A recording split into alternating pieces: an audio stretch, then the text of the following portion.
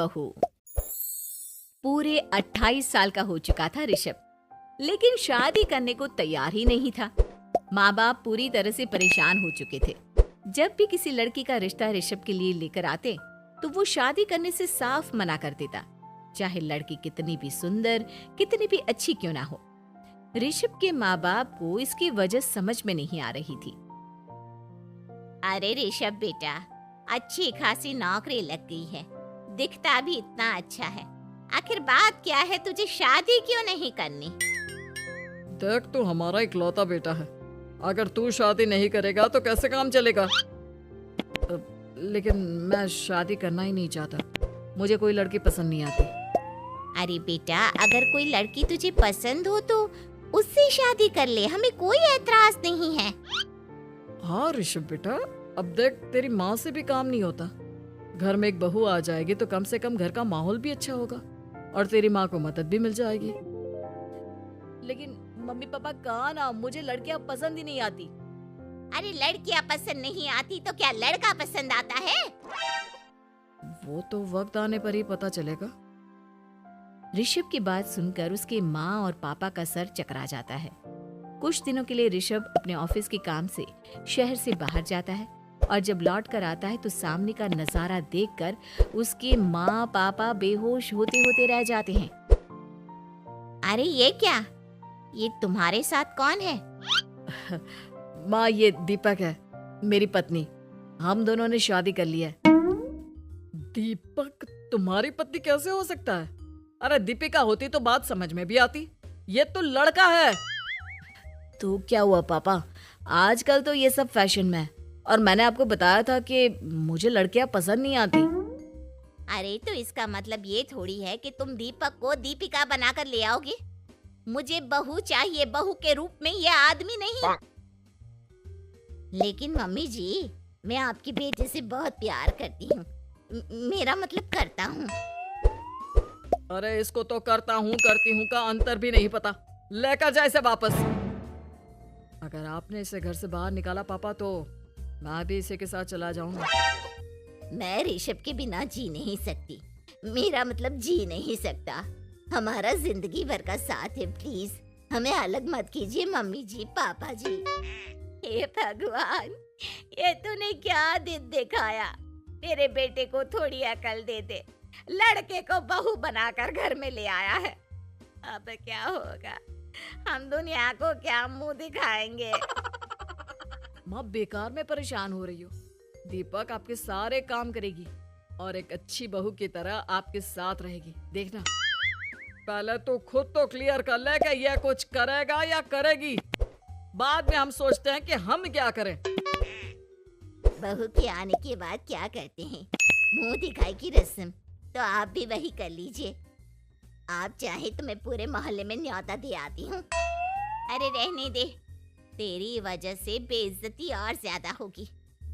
आई बड़ी, अब मेरा मतलब है आया बड़ा न्योता देने वाला। अगले दिन सुबह के वक्त दीपक बड़ी नजाकत से चलता हुआ सबके लिए चाय बनाकर सुबह सुबह बालकनी में आ जाता है। प्रणाम मम्मी जी, प्रणाम पापा जी। ये देखिए, चाय बिल्कुल आपकी पसंद की है। मुझे ऋषभ ने सब कुछ बता दिया था कि आपको क्या क्या पसंद है। हे भगवान, ये सब क्या हो रहा है? ये क्या नौटंकी है? नौटंकी कहाँ है? माँ देखिए तो, मेरा दीपक आपका कितना ख्याल रख रहा है।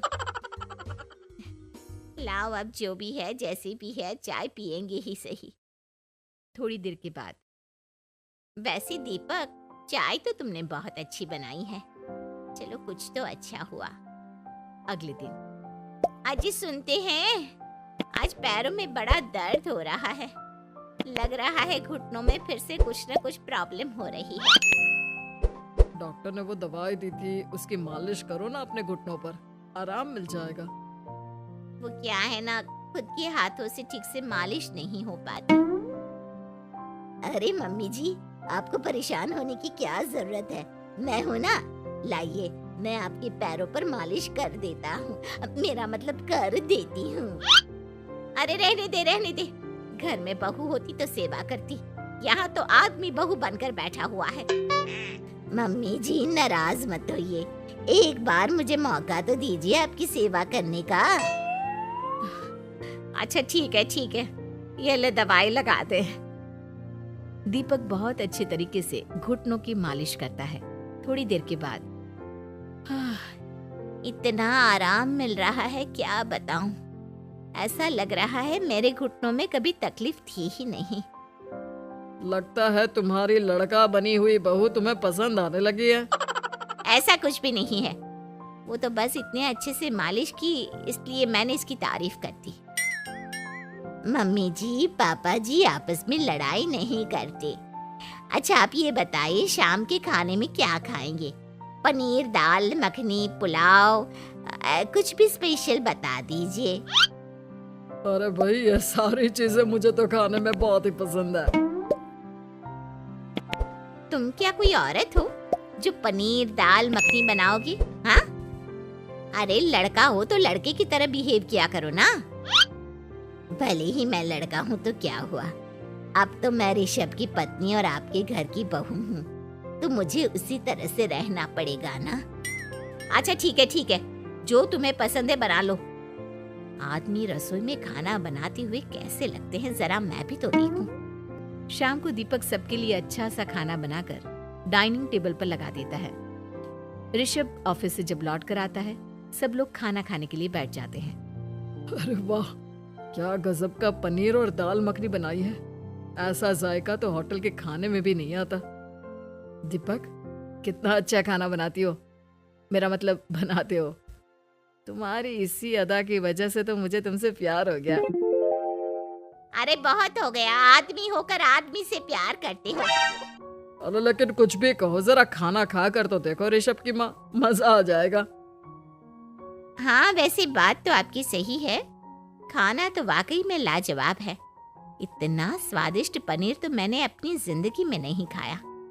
कितना अच्छा होता अगर ये दीपिका होती।